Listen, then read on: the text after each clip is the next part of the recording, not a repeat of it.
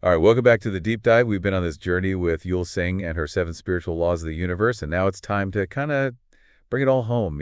Yeah, like how do we actually take these ideas and make them work for us in our own lives? Exactly. And we've got some great questions from listeners, people who are ready to put these laws into action. So let's jump right in. Here's one that came up a lot.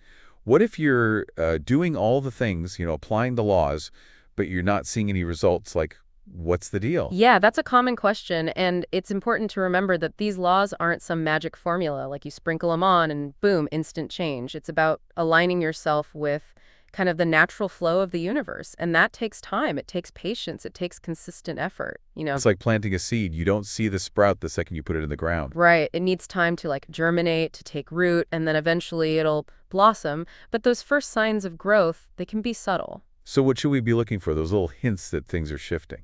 You might notice a change in your perspective, a greater sense of peace. Maybe you start seeing more synchronicities in your life, those little winks from the universe? Those little aha moments like, oh, okay, something's happening here.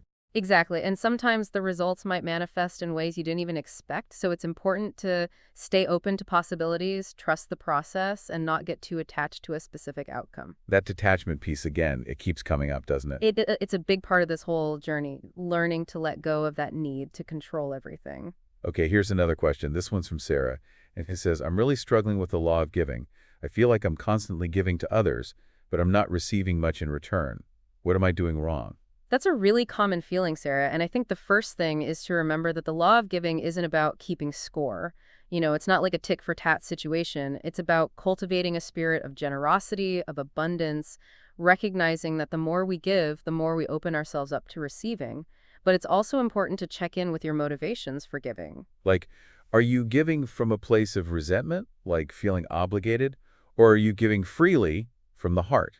Exactly. True giving comes from a place of abundance, not scarcity.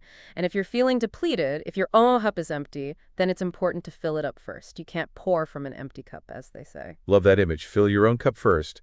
Take care of yourself so you can give from a place of overflow. Right. And another thing to remember is that giving doesn't have to be these big, grand gestures. Sometimes the smallest acts of kindness, a listening ear, a genuine compliment, those can have the biggest impact. Those little sprinkles of generosity, they can really make someone's day. And it all adds up. It creates this ripple effect of positivity. All right, here's an interesting question from Michael. He asks, how do you reconcile the law of dharma, that idea of finding your purpose, with the fact that life is constantly changing? Like, what if my purpose evolves over time? Yeah, that's a great question, Michael, because it's easy to think of Dharma as this fixed destination, but life rarely works that way, right? Right? And Singh acknowledges that our dharma isn't static, it's dynamic. It evolves as we do. As we grow, learn, experience new things, our understanding of our purpose might shift. It might expand. It's like that winding path we were talking about earlier. There are going to be turns we don't anticipate, new landscapes to explore. Exactly. And that's the beauty of it. Our dharma isn't about locking ourselves into a rigid definition of who we are, what we're meant to do. It's about embracing that journey of self-discovery, trusting that our purpose will continue to unfold, to reveal itself as we go. So it's about staying open, being flexible, allowing our Dharma to evolve as we do. Exactly. And that brings us to the end of our deep dive into Yul Song's The Seven Spiritual Laws of the Universe. We've covered a lot of ground, but this is really just the beginning. The real magic happens when you take these principles and start applying them to your own life. It's been an amazing journey exploring these ideas with you, and I hope you found it as inspiring as I have. And as we wrap up, I want to leave you with a sense of empowerment, a reminder that you have the power to create the life you desire, to tap into that incredible potential that's within you. These laws aren't just abstract concepts. They're tools, they're guidelines, invitations to live a more conscious, more fulfilling life, a life aligned with your deepest values and your unique purpose. And as you integrate these principles into your daily life, you'll start to align with that natural flow of the universe. You'll tap into a source of wisdom and power that's always been there, waiting to be discovered.